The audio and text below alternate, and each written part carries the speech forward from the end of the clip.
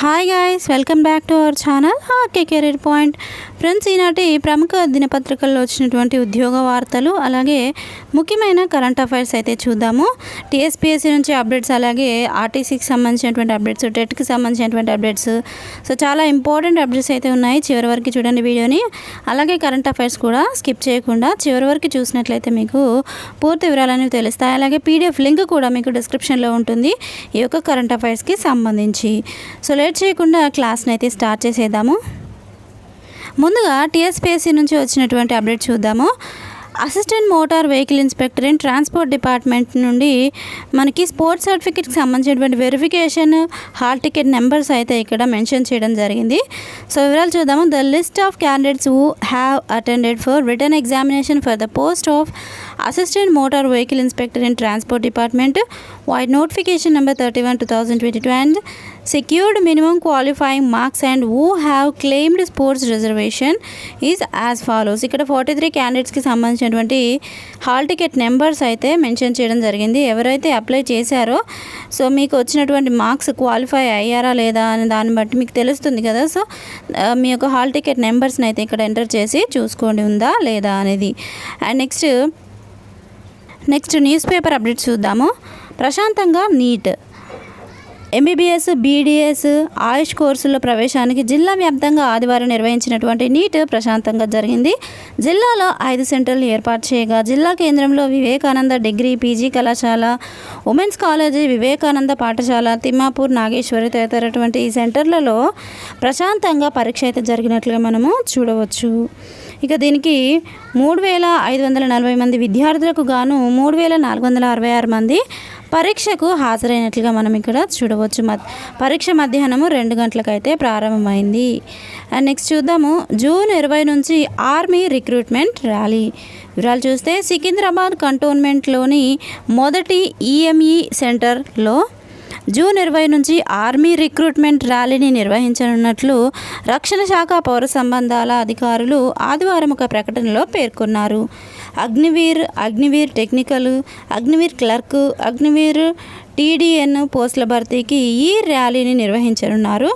అర్హులైన వారు 20న తెల్లవారుజామున 5 గంటలకు మొదటి ఈఎంఈ సెంటర్ 4వ ట్రైనింగ్ బెటాలియన్ కోటేశ్వర్ ద్వార్ వద్దకు రావాలన్నారు. మరిన్ని వివరాల కోసము awaleagle@gmail.com లేదా www.joinindianarmy@nic.in వెబ్సైట్లను విజిట్ చేయవచ్చు అని ఇక్కడ నెంబర్ కూడా మనకి కాంటాక్ట్ నెంబర్ కూడా మెన్షన్ చేశారు. 0402786301 నెంబర్లను సంప్రదించాలని సూచించారు. ఇక నెక్స్ట్ చూద్దాము. ఉపాధ్యాయుల పదోన్నతికి టెట్ అవసరం లేదు, ఎన్సిటిఈ తెలిపిందన్నటువంటి యూఎస్పీసీ. జాక్టో లేఖ వివరాలు వెల్లడించని శ్రీదేవసేనపై చర్యలకు డిమాండ్. వివరాలు చూస్తే ఉపాధ్యాయ అర్హత పరీక్ష టెట్కు సంబంధించి జాతీయ ఉపాధ్యాయ మండలి పంపినటువంటి వివరణ లేఖను వెల్లడించకుండా నిర్లక్ష్యంగా వ్యవహరించిన పాఠశాల విద్యాశాఖ కమిషనర్ శ్రీదేవసేనపై చర్యలు తీసుకోవాలని ఉపాధ్యాయ సంఘాల పోరాట కమిటీ, ఉపాధ్యాయ సంఘాల సంయుక్త కార్యాచరణ సమితి డిమాండ్ చేశాయి. ప్రాథమిక ఉన్నత పాఠశాల ప్రధాన ఉపాధ్యాయుల పదోన్నతికి టెట్ అవసరం లేదని, పాఠశాల స్థాయి మారిన సందర్భంలో మాత్రమే ఇది అవసరమని ఏప్రిల్ 8న ఎన్సిటిఈ రాష్ట్రానికి వివరణ ఇచ్చిందని పేర్కొన్నారు. ఇక నెక్స్ట్ చూద్దాము.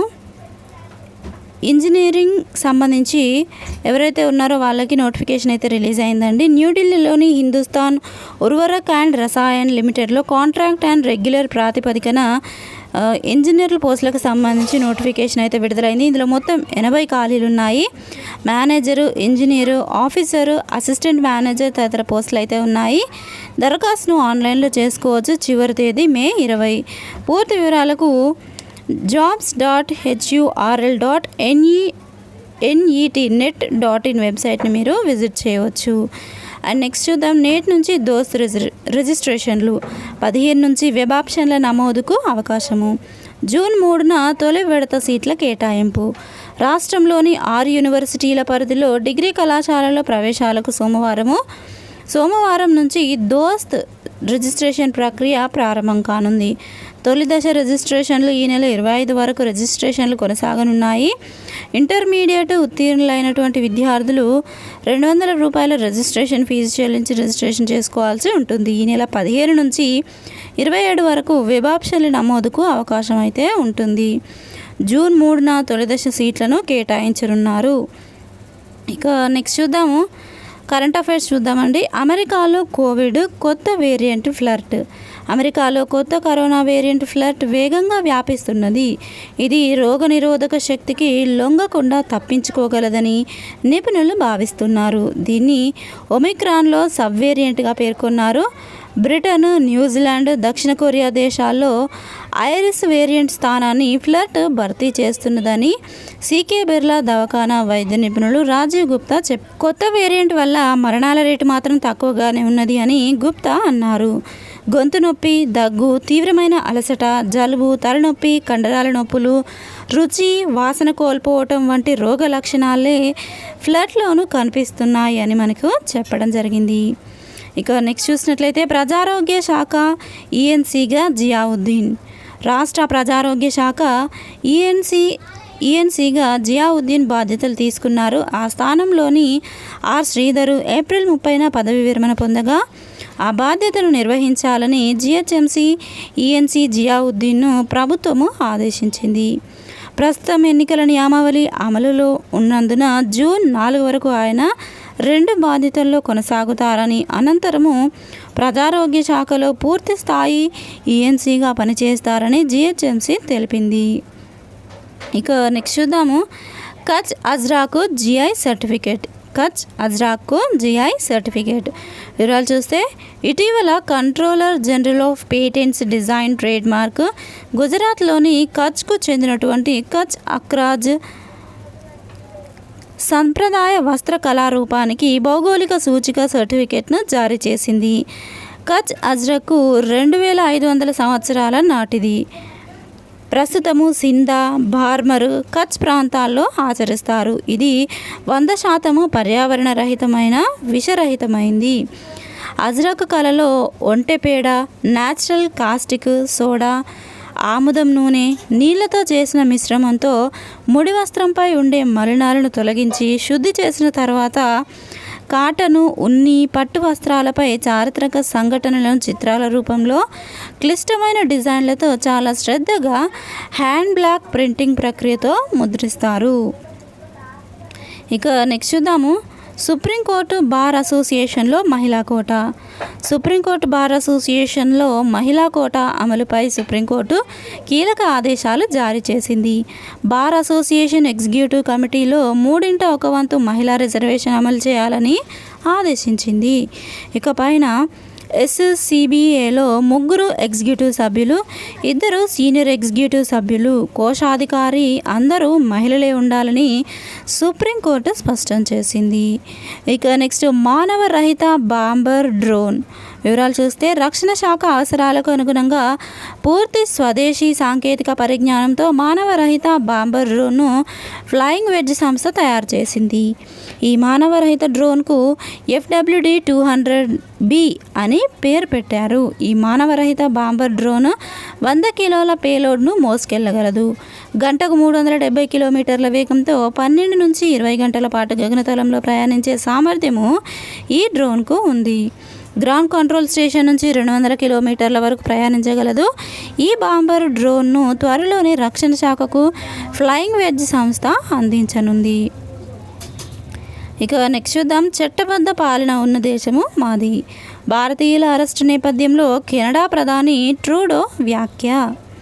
కెనడా చట్టబద్ధ పాలన ఉన్న దేశమని ఆ దేశ ప్రధానమంత్రి జస్టిస్ ట్రూడో శనివారం పేర్కొన్నారు. తమ దేశంలో బలమైన స్వతంత్ర న్యాయ వ్యవస్థ ఉందని, పౌరులను రక్షించడమే ప్రభుత్వ ప్రాథమిక కర్తవ్యమని తెలిపారు.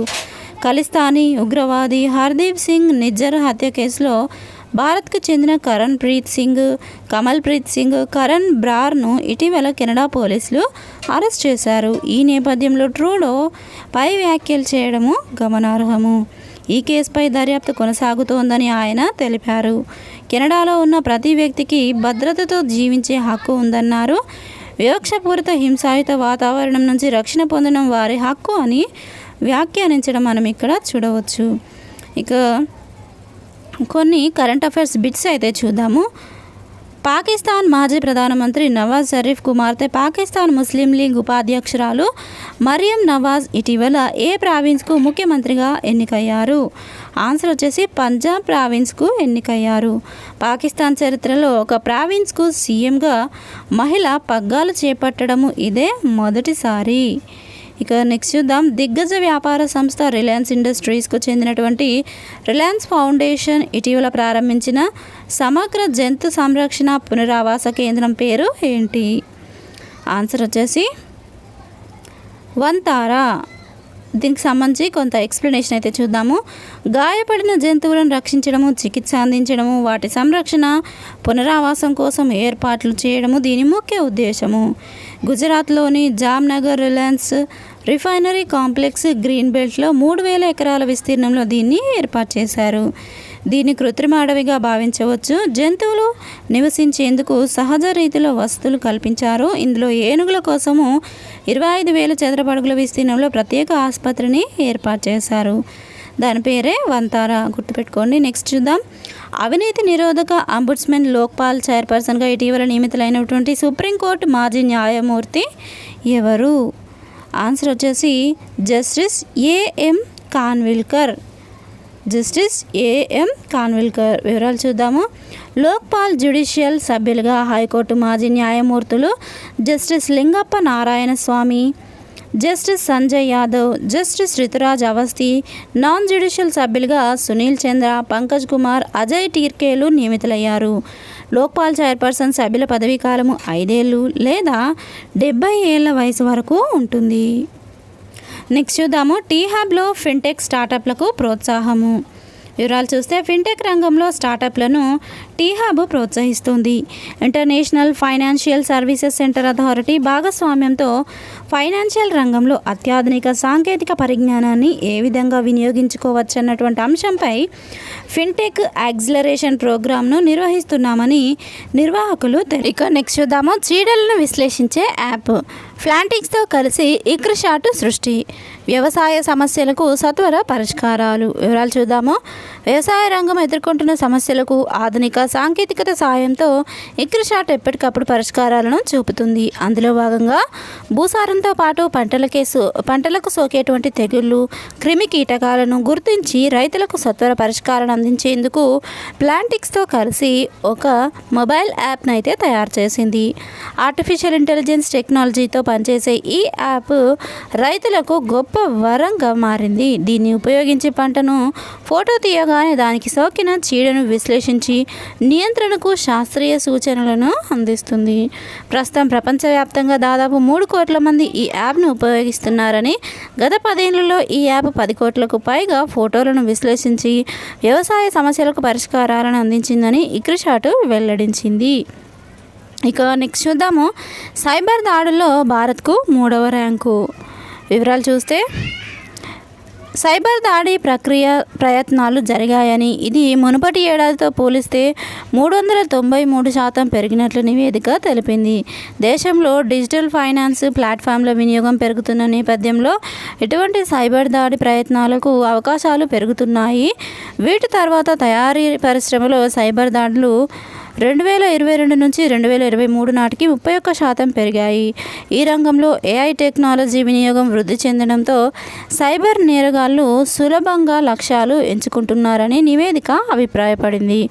ఈ నివేదిక ప్రకారము 2023లో సైబర్ స్కామ్లు ఎక్కువగా US 5.9%, UK 5.6%, ఇండియా 3.9% లక్ష్యంగా ఉన్నాయి. భారత్ మొత్తము 7.9 కోట్ల సైబర్ దాడులను ఎదుర్కొన్నదని నివేదిక స్పష్టం చేసింది.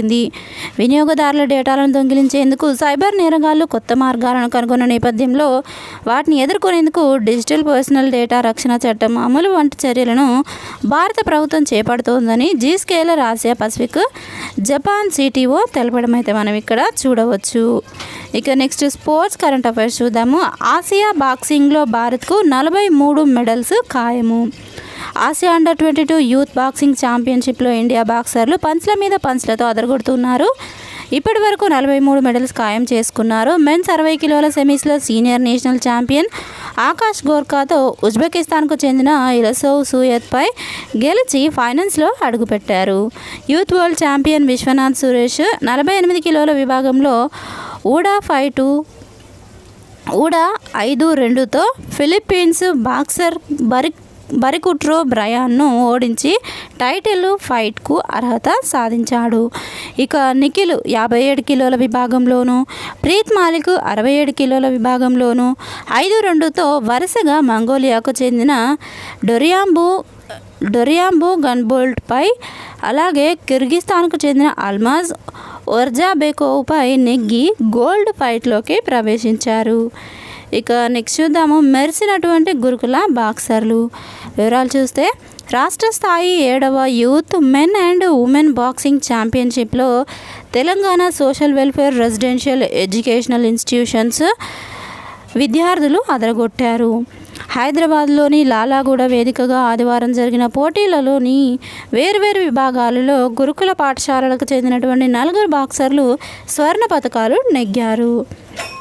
శ్రీలేఖ, నిఖిత, అశ్విక్, విష్ణువర్ధను పసిడి పతకాలు గెలిచిన వారిలో ఉన్నారు. ఇక నెక్స్ట్ చూద్దాం థామస్ హూబర్ కప్ విజేతగా చైనా, ఫైనల్లో ఇండోనేషియా ఓటమి. ప్రతిష్టాత్మక థామస్ హూబర్ కప్ విజేతగా చైనా నిలిచింది. చెంగ్డు వేదికగా ఆదివారం ముగిసినటువంటి థామస్ కప్ ఫైనల్స్లో చైనా 3-1 తేడాతో ఇండోనేషియాను ఓడించి టైటిల్ సొంతం చేసుకుంది. గతేడాది భారత్ చేతిలో ఓడి రన్నరప్గా నిలిచిన ఇండోనేషియా ఈసారి 2వ స్థానంతోనే సరిపెట్టుకుంది. హూబర్ కప్ తుది పోరులో చైనా 3-0తో ఏకపక్షంగా విజయము సాధించింది.